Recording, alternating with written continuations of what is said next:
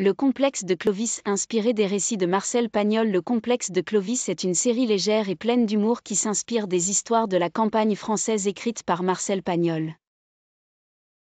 Elle suit la vie des habitants d'un petit village provençal au début du XXe siècle, où des personnages simples et attachants se retrouvent dans des situations cocasses et des quiproquos.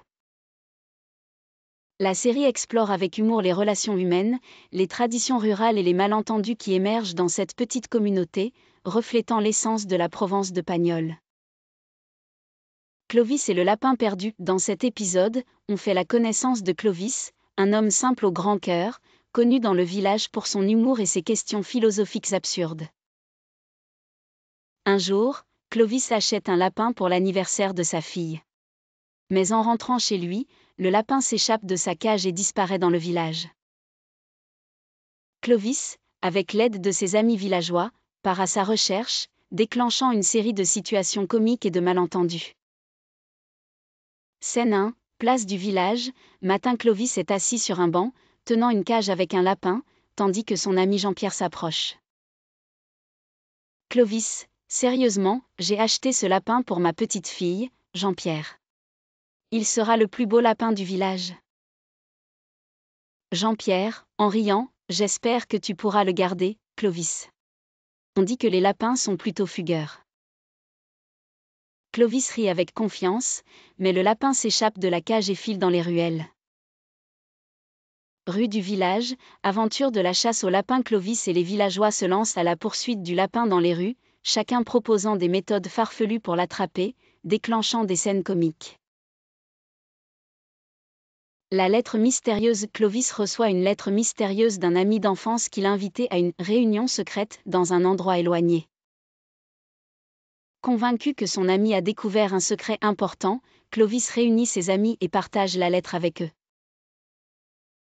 Les villageois interprètent la lettre de différentes façons, et la rumeur se répand rapidement. Certains pensent que Clovis est impliqué dans une conspiration secrète. Dans le café du village, soirée. Clovis est assis au café, entouré de ses amis, et leur lit la lettre mystérieuse. Clovis, sérieux, mon ami me demande de venir immédiatement. Que peut-il bien vouloir dire? Peut-être qu'il a trouvé un trésor. Émilie, la propriétaire du café, en chuchotant, c'est peut-être un agent secret, ou un espion. Fais attention, Clovis, ça semble dangereux. Les villageois échangent des théories, chacun ajoutant son propre grain de sel à l'interprétation. Le chasseur et le fermier. Clovis décide de se lancer dans la chasse aux oiseaux, persuadé qu'il a un talent naturel pour la chasse.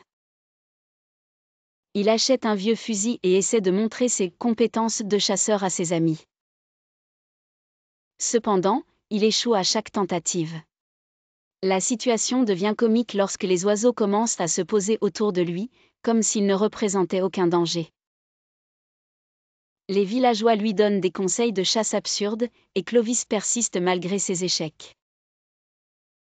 Les champs du village. Matin, Clovis se tient fièrement dans les champs avec son fusil, essayant de viser un oiseau, tandis que son ami Marcel le regarde de loin. Marcel, riant, eh bien, Clovis, on dirait que les oiseaux t'aiment bien. Ils viennent juste pour se moquer de toi. Clovis, déterminé, les oiseaux ont besoin d'entraînement, c'est tout. La scène se poursuit avec Clovis ratant chaque tir, sous le regard amusé de ses amis villageois. Le remède miracle. Émilie, la propriétaire du café, concocte un remède miracle qu'elle pense capable de guérir tous les maux. Clovis, étant toujours curieux, décide d'essayer ce fameux remède. Convaincu de ses effets, il se persuade qu'il est devenu plus fort et en meilleure santé.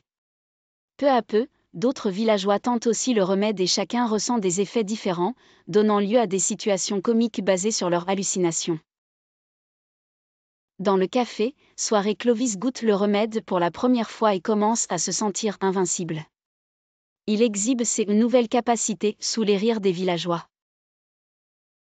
Clovis, avec assurance, je me sens capable de soulever une montagne. Ce remède est vraiment miraculeux. Émilie, en riant doucement, n'exagère pas, Clovis. Ce n'est qu'une infusion de plantes. Les villageois, intrigués, décident d'essayer le remède, entraînant une série de quiproquos et d'effets imaginaires. Les fiançailles de Clovis. Clovis annonce qu'il va se fiancer avec une mystérieuse femme d'un village voisin, ce qui suscite la curiosité des villageois. Les rumeurs vont bon train et chacun dans le village commence à imaginer des choses sur cette fiancée mystérieuse.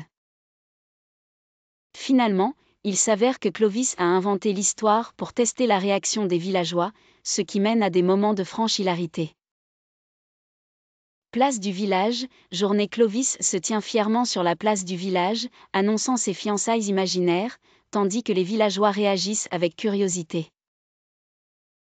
Clovis, fièrement, oui, j'ai trouvé la femme parfaite. Elle est belle, intelligente, et bientôt, elle sera parmi nous. Jean-Pierre, en souriant, et est-elle aussi riche, Clovis? On dirait que tu cherches une belle alliance. Les villageois commencent à spéculer sur la mystérieuse fiancée jusqu'à ce que Clovis révèle qu'il s'agissait d'une blague. Le grand départ. Clovis décide de partir pour une aventure dans la grande ville, et les villageois lui donnent des conseils pour survivre en dehors du village. Le jour du départ, les habitants lui offrent des cadeaux et des conseils extravagants. Clovis part, mais son voyage à la ville est rempli de malentendus et de situations comiques. Il finit par revenir au village avec des histoires incroyables sur la vie citadine. Place du village, matin. Les villageois se rassemblent pour dire au revoir à Clovis, qui part avec une petite valise et un grand sourire. Émilie, émue, on va te manquer, Clovis. Fais attention à toi, et surtout, ne fais pas confiance aux citadins. Clovis, confiant, ne vous inquiétez pas, je vais dominer la ville comme l'un des grands du village. Les villageois rient, et l'épisode se termine avec Clovis partant pour son aventure en ville, prêt à affronter le monde avec son esprit simple et ses manières rustiques. Le complexe de Clovis est une série de comédies rurales inspirée des histoires de Marcel Pagnol.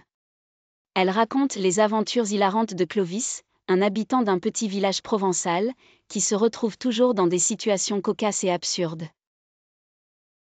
Avec son humour naïf et ses idées parfois farfelues, Clovis nous fait découvrir la vie quotidienne des villageois et les quiproquos qui émergent de leurs interactions. La série célèbre la simplicité et l'authenticité de la vie à la campagne avec une touche d'humour et beaucoup de chaleur humaine. Silhouette de tête qui parle, votre avis compte. Nous aimerions savoir ce que vous avez pensé de Le complexe de Clovis. Avez-vous ri avec Clovis et ses amis? Quel a été votre moment préféré? Vos retours sont essentiels pour nous aider à continuer à créer du contenu qui vous plaît. Haut-parleur public, participez et donnez-nous votre avis. Si la série vous a plu, n'oubliez pas de cliquer sur j'aime et de la partager avec vos proches. Votre interaction est essentielle pour connaître votre niveau de satisfaction et nous permet de mesurer votre intérêt pour ce type de contenu. Cloche, abonnez-vous pour ne pas manquer nos prochaines créations. Bulle, laissez un commentaire et aidez-nous à rendre la série encore meilleure.